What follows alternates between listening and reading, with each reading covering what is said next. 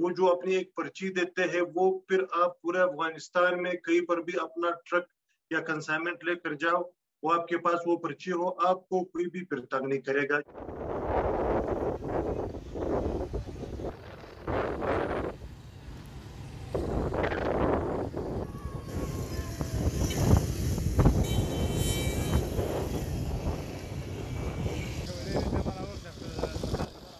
तालिबान का जो इन लोगों ने अपना जो टेरिफ इशू किया है, तकरीबन 19 से 20 सफ़ात पे मुश्तमिल है। वो 373, 75, 300 ऐसे आइटम्स के लगभग इशू किया इन लोगों ने।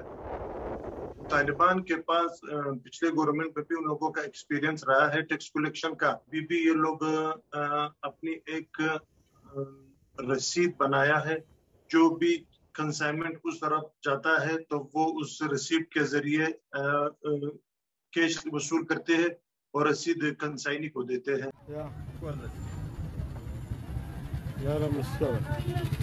जो तालिबान का टैक्स है वो अफगानिस्तान के अशरफ गनी के डिप्टी टैक्सेस के मुकाबले में बहुत ही ज्यादा कम है।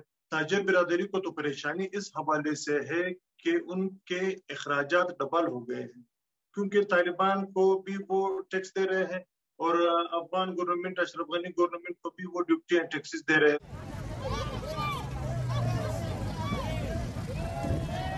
और जो शेड्यूल या जो टेरिफ तालिबान ने इशू किया है, उसमें ये जिक्र भी किया है कि ये टेरिफ या ये वैल्यूज वक्तन फवक्तन इसमें चेंजेस आती रहेंगी।